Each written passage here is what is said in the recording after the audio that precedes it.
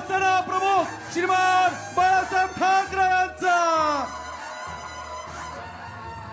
अखंड हिंदुस्थानचे हिंदू हृदय सम्राट, मानाचे मानबिंदू, हिंदू हिंदू हिंदू हिंदू अस्मितेचे शिरोमणी, महानेता, लोकनेता, सरसेनापती श्रीमान बाळासाहेब ठाकरे यांचा, धर्मवीर आनंदीगे साहेबांचा, महाराष्ट्र राज्याचे लोकप्रिय मुख्यमंत्री, शेतकऱ्यांचे कैवारी, कष्टकऱ्यांचे कैवारी, महाराष्ट्राचे भाग्य विधाते, महाराष्ट्राचा डहाण्या वाघ नामदार एकनाथराव शिंदे साहेबांचा।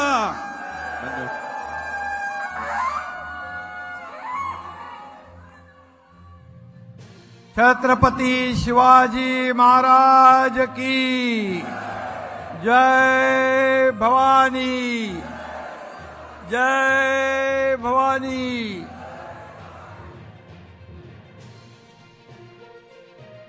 हिंदू हृदय सम्राट बाळासाहेब ठाकरे यांचा, धर्मवीर आनंदीगे साहेबांचा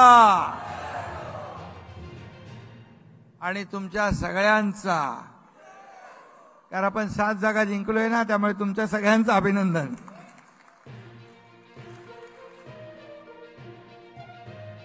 आणि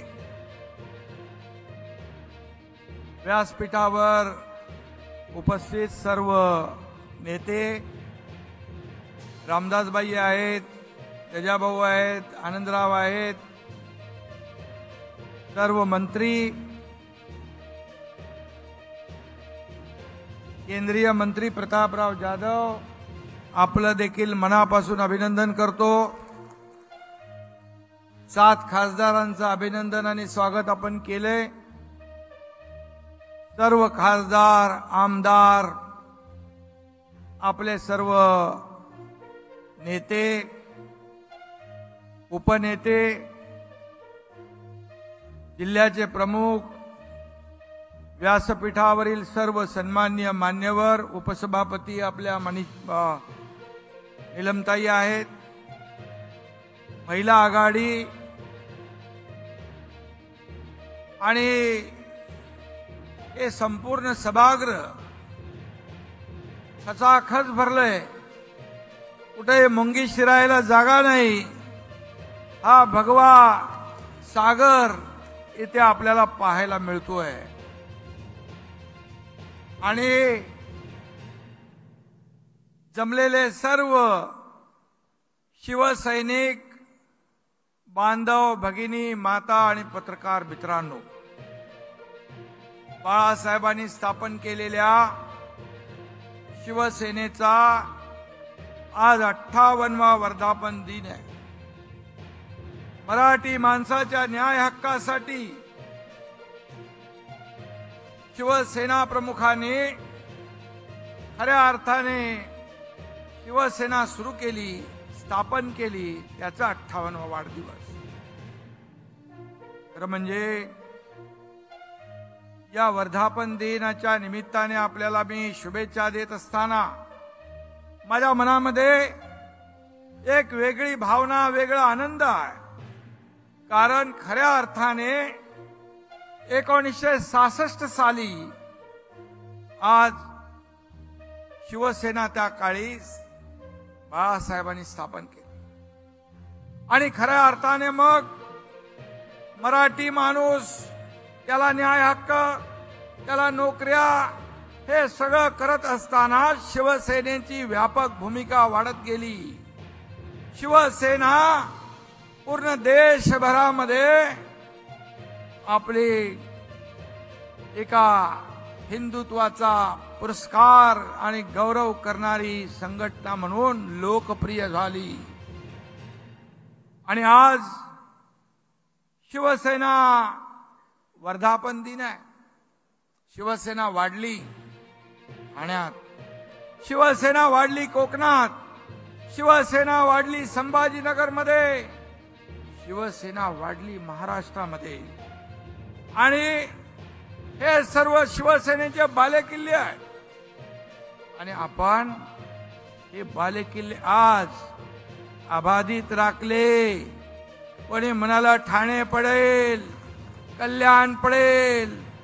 महाराष्ट्रामध्ये आज आपण पाहिलं ठाणे कल्याण 2-2 लाखापेक्षा जास्तीच्या मताधिक्याने आपण जिंकलं.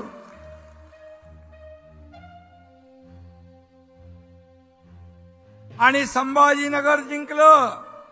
भुमरे इकडे आहेत. कोकणामध्ये एकही जागा उभाटाला मिळू शकली नाही. आणि म्हणून आपण हा विजय हसून पुसून नाही तर ठासून विजय मिळवलेला आहे. ठासून. शिवसेनेचा परंपरागत मतदार आज आपल्या सोबत आहे, धनुष्यबाणासोबत आहे. आणि शिवसेनेच्या हक्काच्या मतदारांनी आपल्या शिवसेनेवर विश्वास ठेवलाय. आणि म्हणून मी तमाम शिवसैनिकांचं आणि शिवसेनेवर भरभरून प्रेम करणाऱ्या मतदारांचं मनापासून अभिनंदन करतो, मनापासून त्यांना धन्यवाद देतो. आणि त्यांच्या समोर मी नम्रपणे नतमस्तक होतो. आज काँग्रेसच्या दावणीला बांधलेली शिवसेना सोडवण्यासाठी, बाळासाहेबांचे विचार जपण्यासाठी 2 वर्षापूर्वी आपण उठाव केला. मगाशी आपल्या वाघमारे ताईंनी सांगितलं, मी सगळ्यांची भाषणं ऐकत होतो गाडीमध्ये. तुमचे साहेब पुढे गुलाबरावचं इथंच ऐकलं, बोरणारेंचंही ऐकलं. आणि म्हणून 2 वर्षापूर्वी जे आपण उठाव केला तो खऱ्या अर्थाने आज या निवडणुकीमध्ये त्याच्यावर जनतेने शिक्कामोर्तब करून दाखवलं. आणि आज आपण घेतलेला निर्णय कसा योग्य होता या निवडणुकीमध्ये आपण पाहिलं. आणि दाखवलेला जो मतदारांनी विश्वास आहे त्याला हा एकनाथ शिंदे तडा जाऊ देणार नाही, हा शब्द मी या ठिकाणी द्यायला. आज बाळासाहेब असते तर काय म्हणाले असते, जमलेल्या माझ्या तमाम हिंदू बांधव भगिनी आणि मातांनो, आज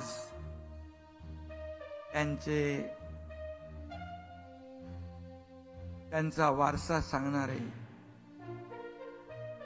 त्यांना हिंदू म्हणून घेण्याची लाज वाटू लागली आहे. हिंदुत्वाची ॲलर्जी आलेली आहे. शिवतीर्थावर भाषण करताना देखील सगळी इंडिया अलायन्स होती, पण तमाम हिंदू बांधव भगिनी म्हणाले नाही. परंतु आज पण शिवसेनेच्या मेळाव्यामध्ये, वर्धापन दिनामध्ये तमाम हिंदू बांधव भगिनी मातानं बोलण्याचं धाडस त्यांनी केलं नाही.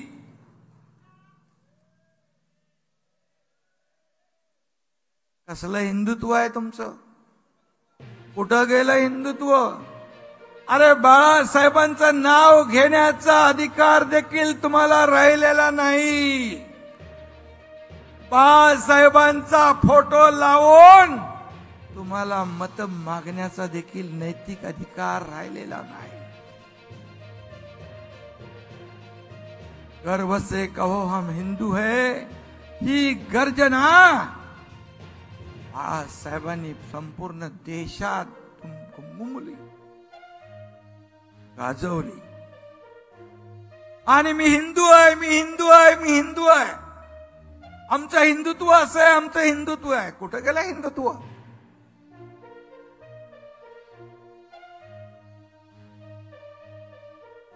आणि म्हणून धनुष्यबाण पेलण्याची हिम्मत आणि ताकद मनगटात लागते.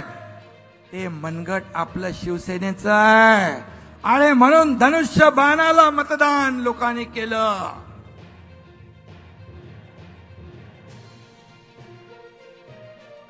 आणि एवढी कसली लाचारी मतांसाठी? बाळासाहेबांच्या विचारांना तुम्ही तिलांजली दिली.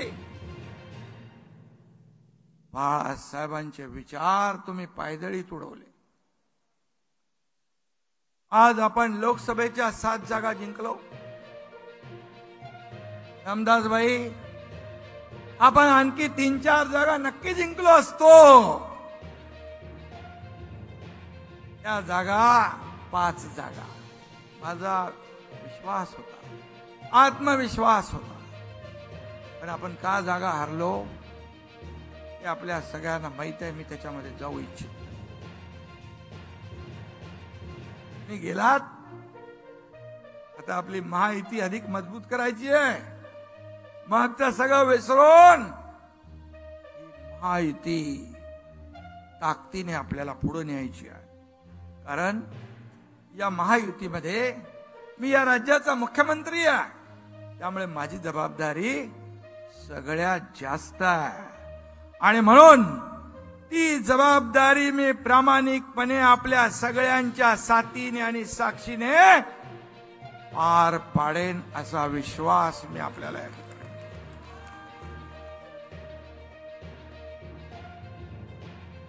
या सर्व वावटळीमध्ये, या एकंदर राजकीय परिस्थितीमध्ये शिवसेनेचा मूळ जो आधार आहे, जो मतदार आहे, तो शिफ्ट झाला नाही. तो दुसरीकडे गेला नाही. तो आपल्याकडे वळला, धनुष्यबाणाकडे वळला. याचं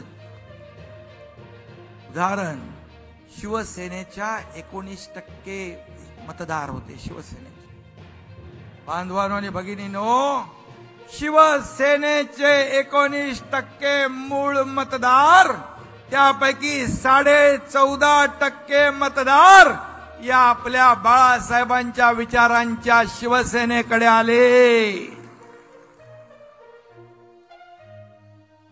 आणि 4.5% मतं तिकडे राहिली. आता या निवडणुकीत त्यांनाही कळलंय. आणि मग इतर मतं कशी आली, उठून आली, कसे उमेदवार जिंकले, हे तमाम महाराष्ट्राला माहित आहे. आणि म्हणून मी एवढंच सांगतो की तात्पुरती आलेली सूज आहे. सूज येते ना, सूज उतरते पण ना काही दिवसांनी. आणि म्हणून एकनाथ शिंदे संपणार, शिवसेना संपणार असं काही जण बरळत होते. पण या राज्यातल्या मतदारांनी त्यांचे दात कुठे घातले? घशात. त्यांचे दात घातले घशात. हा एकनाथ शिंदे संपणार नाही. हा एकनाथ शिंदे संपला नाही. हा एकनाथ शिंदे जिंकला तुमच्या साथीने, माझ्या या व्यासपीठावरच्या सहकार्यांच्या आणि तमाम महाराष्ट्रातल्या शिवसैनिकांच्या साथीने हा एकनाथ शिंदे जिंकला आणि यापुढे देखील जिंकत राहील.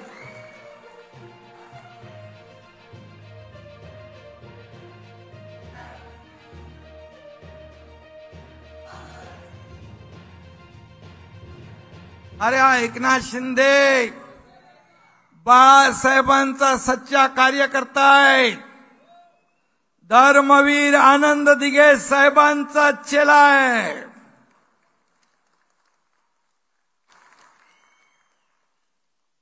आणि तुमचं आणि या महाराष्ट्रातल्या जनतेचं प्रेम माझ्यावर आहे. आणि जोपर्यंत हे प्रेम माझ्या सोबत आहे तोपर्यंत एकनाथ शिंदे घाबरणार नाही. एकनाथ शिंदे तर कधीच घाबरला नाही. जे नको नको ते धाडस जे आयुष्यामध्ये या देशात कुणी केलं नाही त्या एकनाथ शिंदेने करून दाखवलंय. त्यामुळे भीती आणि डर हे माझ्या रक्तात नाही, माझ्या शब्दकोशात नाही. राजकीय पंडित काय सांगत होते? 1-2 जागा येतील, ठाणे आजचं जाईल. मरेश मस्के कुठे गेले? ते पण टेन्शन मध्ये होते. अरे ठाणे हा एकनाथ शिंदे आणि दिघे साहेबांचा बालेकिल्ला आहे.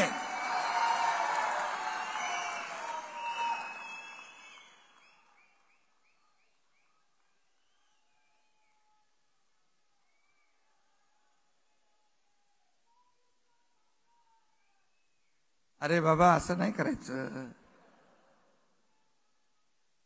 आता आणि म्हणून आणि कल्याणमध्ये तर मी गेलोच नाही. एकदा फक्त गेलो. अरे बाबा मला एकदा येऊ दे. श्रीकांत म्हणतो तुम्ही बाकी सगळ्या मतदारसंघात फिरा, इकडे मी बघतो. खरं आहे. श्रीकांत शिंदे बद्दल मी एवढंच सांगेन, पहिल्या वेळेस 2014ला तो जेव्हा उभा होता उमेदवार म्हणून त्याला कोणी ओळखतच नव्हतं. स्टेजवर तो फिरत होता ती नियोजन बघायला. राजनाथ सिंग साहेबांची सभा होती. तो पोलीस आयुक्त का डीसीपी होते. हे पोरगा कोण फिरतोय? मी बोला अरे तो उमेदवार आहे.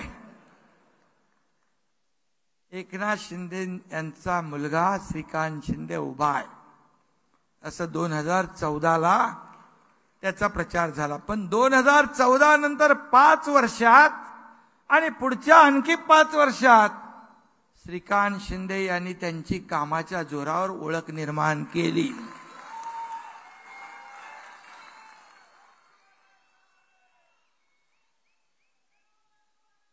आणि म्हणून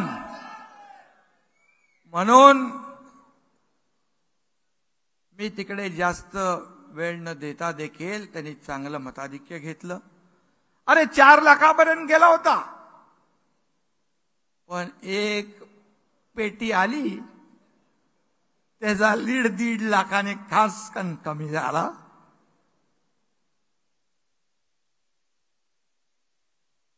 आणि म्हणून मी मगाशी जे म्हणालो, कोकणात उबाटा साप, ठाणे कल्याण पालघर संभाजीनगर सगळं साप.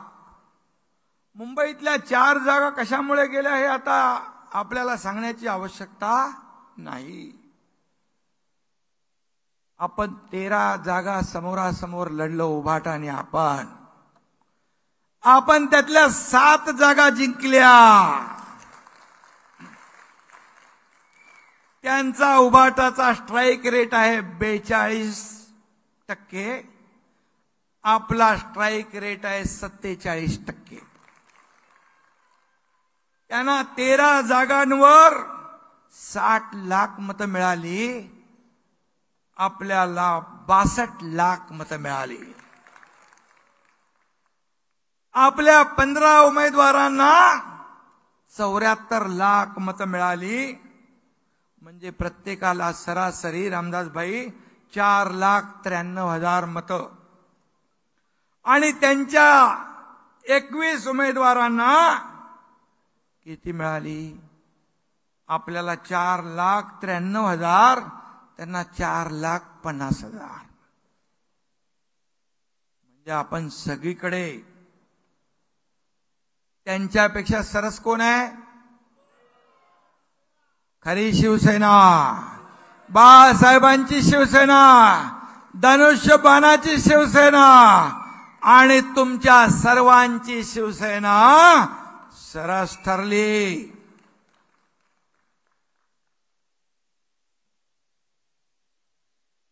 आणि त्यामुळे कोण जिंकलं आणि कोण हरलं हे स्पष्ट आहे. खरी शिवसेना कुणाची आहे याचा निकाल या निवडणुकीमध्ये जनतेनेच दिलेला आहे. आता आपण जनतेच्या कोर्टात गेलो होतो. तुम्हाला मी आठवण करून देतो, यापूर्वी झालेल्या ग्रामपंचायतीच्या निवडणुकीमध्ये आपल्याला लोकांनी ट्रेलर दाखवला होता. सगळ्यात जास्त जागा महायुतीच्या निवडून आल्या आणि आपल्या जागा शिवसेनेच्या 2200 आल्या होते. सरपंच 2200 आणि उभाटा तेव्हा किती नंबरला गेला ते माहीतच नाही पडलं. 5व्या का 6व्या? 7व्या. तुम्ही अजून एक नंबर पुढे. त्यामुळे आता खरी शिवसेना आणि दुसरं मी सांगत नाही कोण आहे हे सांगण्याची आवश्यकता नाही. आणि म्हणून वर्धापन दिन साजरा करण्याचा अधिकार हा तुमचा आणि आमचाच आहे. आता त्यांना दुसरं काहीतरी नाव ठेवायला पाहिजे. काय उभाटा आहे वाटतं, उठा बसा संघटना. काँग्रेस 328 जागा लढवून फक्त 99 जागा जिंकले. काटावर पण पास नाही झाले. पण एवढा उन्माद, जसं काय देशामध्ये काँग्रेसचं सरकार आलं, इंडिया अलायन्सचं सरकार आलं, इथे 12 जागांवर हरलेली उभाटा जीत का जश्न मना रही है. आता हीच लावायला लागेल ना भाषा. जीत का जश्न मना रही है. गिरे तो भी टांग ऊपर, ही मन लागू होते ना.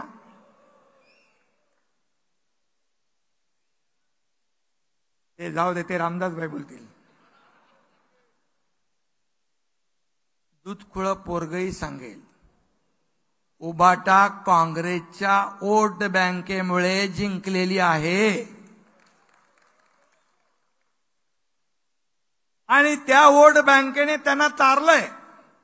अरे 21-22 जागा लढून 9 जागा आल्या. आणि म्हणून सत्तेसाठी विचार, बाळासाहेबांचे विचार सोडणारे,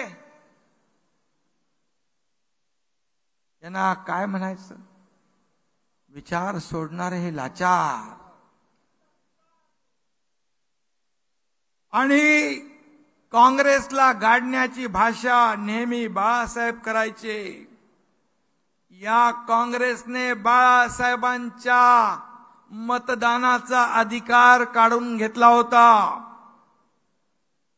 त्याच काँग्रेसला मतदान करताना उभाटाचे हात थरथरले कसे नाहीत. ज्या बाळासाहेबांचा मतदानाचा अधिकार काढून घेतला त्या काँग्रेसला मी मतदान करणार हे अभिमानाने सांगणारे बाळासाहेबांचे विचारांचे वारस कसे होऊ शकतात. आणि म्हणून बाळासाहेबांच्या आत्म्याला किती वेदना होत असतील. आणि म्हणून आणखी काय बोलायचं त्यांच्याबद्दल. दक्षिण मुंबईमध्ये यामिनीताईंचा पराभव झाला. भायखळा, मुंबादेवी या ठिकाणच्या मतदानाची आकडेवारी मी तुम्हाला मुद्दाम इथं सांगतोय. Polling station number 25 Mohammad Umar road, आपल्याला किती मतं मिळाली? 4. त्यांना किती मिळाली? 542.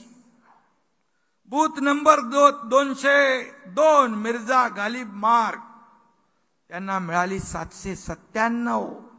आपल्याला किती मिळाली? 5.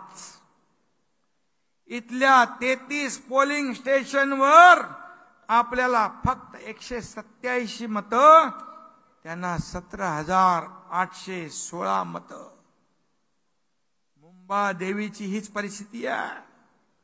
सिंगल डिजिट मध्ये आपल्याला मतदान आणि त्यांना आपल्याला 241, त्यांना 20,045. आता तुम्हाला कळलं कशाच्या जीवावर ते जिंकले, कुणाच्या मतांवर जिंकले. आणि राहुल शेवाळ्यांचं पण असंच आहे. राहुल शेवाळे 2-3 मतदारसंघात पुढे आले आणि गोवंडी आणि ट्रॉम्बे, धारावी इथं लीड गेला त्यांचा सगळा. ते एवढी अणुशक्तीनगर, मी त्यांना विचारत होतो काय परिस्थिती, बोले काही प्रॉब्लेम नाही, सगळं ठीक आहे. त्यांनाही माहित नव्हतं की काय चाललंय आतून. 1% मत आपल्याला आणि 99% मत त्यांना.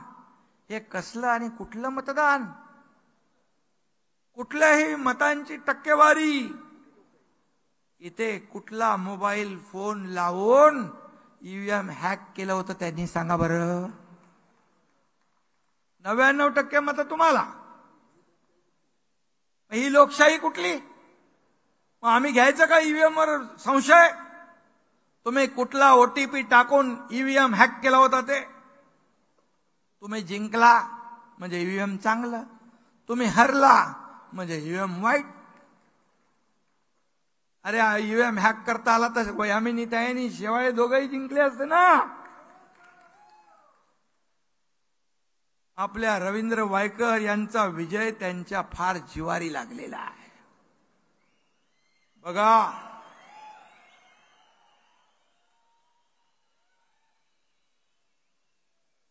मी तुम्हाला सांगतो, हा एकनाथ शिंदे कधी आयुष्यात खोटा बोलला नाही. जिंकलो तर जिंकलो, हरलो तर हरलो. पण आम्ही जिंकलेला असताना, रवींद्र वायकर यांना हरवण्याचं काम करत असताना मी एकनाथ शिंदे का डोळे फक्त बघत राहू? मी डोळे बंद करून?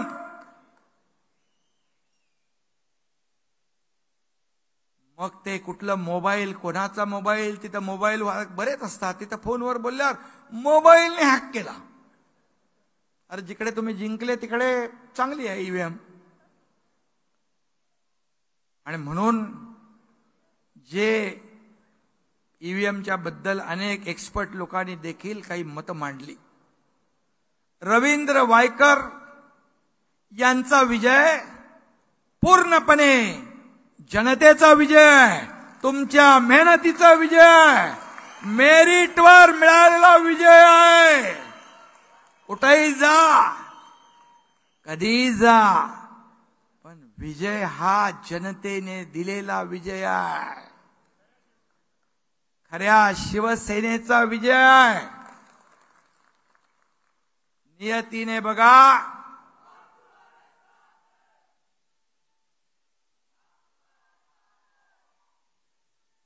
त्यांचे पण माझ्याबद्दल काही वेगळी मतं होती, मलाही त्यांच्याबद्दल काही वेगळी मतं होती. पण हे कोण करत होतं? पक्षाचे प्रमुख. कोण? पण त्यांना कळलं की अरे हा माणसाला भेटल्यानंतर कळलं हा माणूस कुठल्या मनाचा आहे. हा सच्चा माणूस आहे. आणि जिथं आपण एवढे वर्ष होतो त्याची कारस्थानं काय काय झाली, कशी कशी आमच्यामध्ये दुही निर्माण केली हे देखील पाहिजे. आणि म्हणून नियती कुणालाही सोडत नाही, कुणालाही माफ करत नाही. उबाठा अतिशय खोटारडा पक्ष आहे. खोट आणि रडा, सतत खोटं बोलायचं आणि सारखं रडत बसायचं.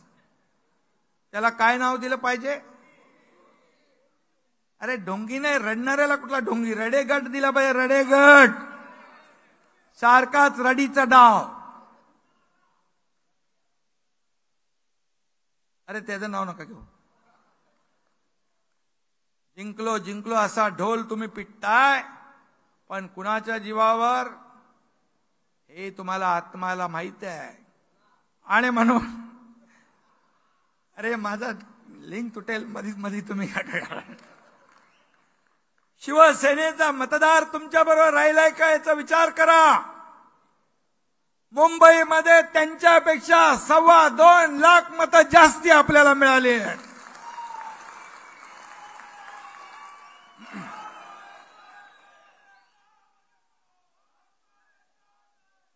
उबाटाच्या मिरवणुका आपण पाहिल्या? उबाटाच्या मिरवणुका पाहिल्या का?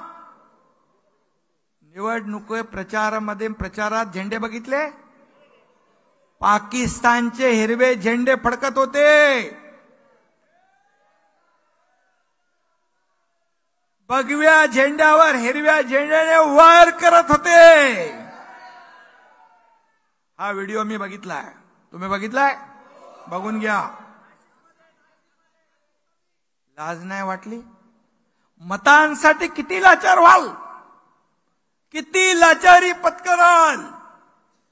हिंदू धर्माच्या छत्रपती शिवरायांच्या पवित्र भगव्याची एवढी अवहेलना कधी पाहिली होती? याचं उट्ट तुम्ही विधानसभेत काढणार की नाही? यांची जागा तुम्ही दाखवणार की नाही?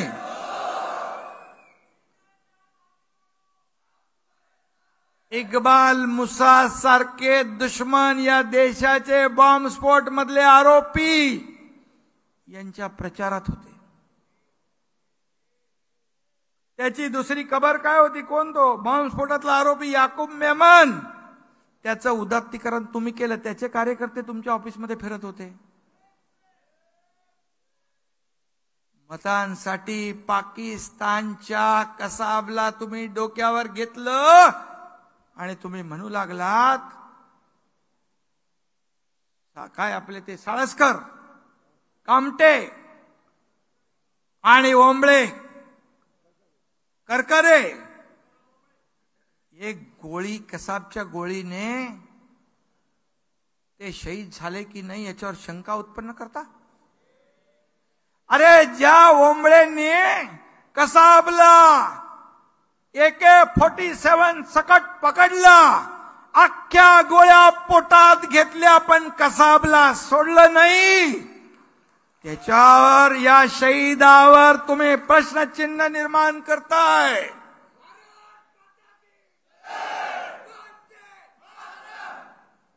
आणि म्हणून कुठं फेडणारे पाप? हे जनता इथंच आहे.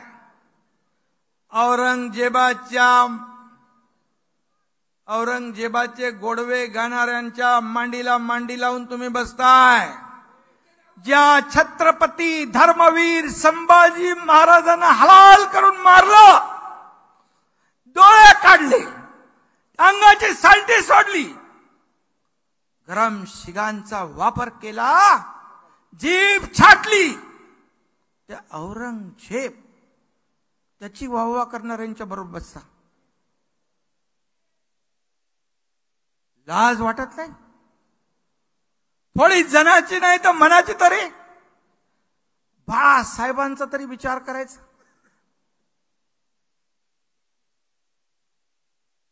मगाशी पोंक्षेंचं मी भाषण ऐकत होतो, त्यांनी याचा उल्लेख केला. मत मिळवण्यासाठी कुठून फतवे निघाले हे पण सगळ्यांना माहित आहे. आणि आता ओवेसी पेक्षा आता उबाटाच आपला मसिया यांना वाटू लागलाय. हा मेळावा कुठं होतोय? वरळीमध्ये. या वरळीमध्ये कुणाला किती मतं पडली तुम्हाला माहित आहेत? अरे इथं उबाटा जेमतेम 6,000चा लीड घेतलाय. फक्त जेमतेम. काही म्हणत होते ते आम्ही 50,000चा लीड देणार. कुठं गेले राजीनामे देणारे? इथून लढतो तिथून लढतो, ह्याला पाडतो त्याला पाडतो. आता कसे जिंकणार? श्रीकांत शिंदे तर सोडा, नरेश म्हस्के म्हणाले मी महापालिकेत उभारतो, माझ्या समोर होते, म्हणजे खासदार व्हायच्या आधी. आता कसे जिंकणार? तुम्हाला भेंडी बाजार सारखा मतदारसंघ शोधावा लागेल.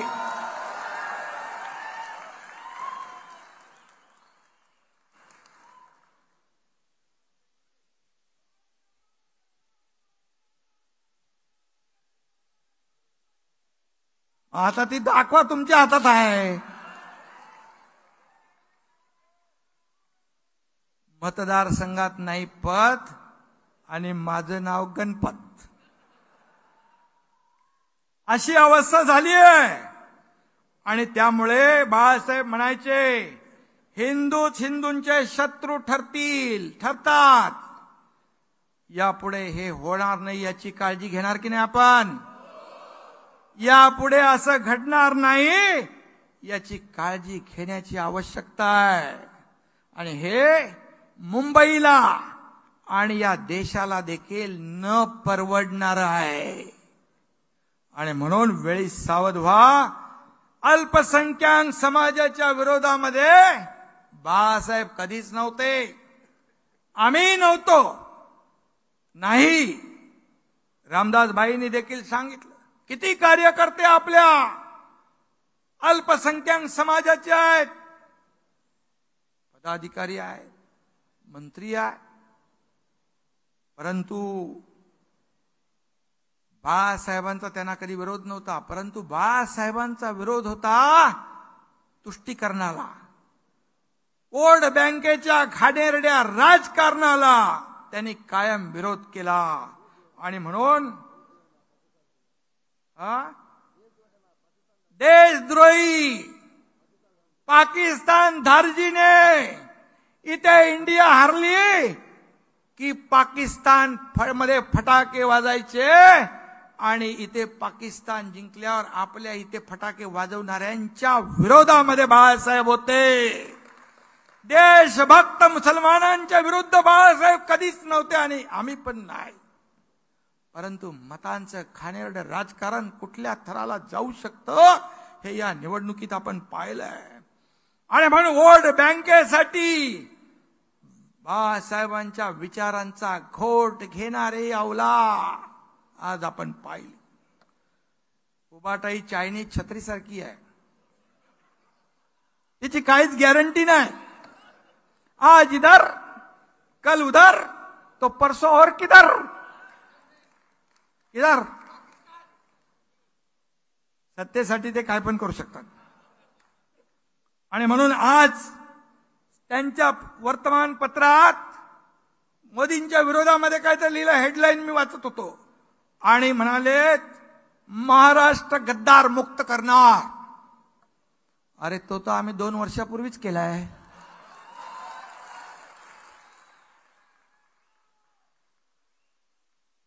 दोन वर्षापूर्वीच केला ना. अरे शिवसेना भाजप युतीची सरकार यायला पाहिजे. कोणाचं आलं? बाळासाहेबांचं आणि मोदी साहेबांचा फोटो लावून मतं मागितली, हिंदुत्वाचा प्रचार केला. या जनतेला वाटलं महाराष्ट्रातल्या शिवसेना भाजपचं सरकार येईल. आलं कुणाचं? मग बाळासाहेबांच्या विचारांची गद्दारी कोणी केली? महाराष्ट्रातल्या जनतेच्या विश्वासाला तडा कोणी दिला? मग गद्दार कोण? मग 2022ला मी केलं ते बरोबर केलं?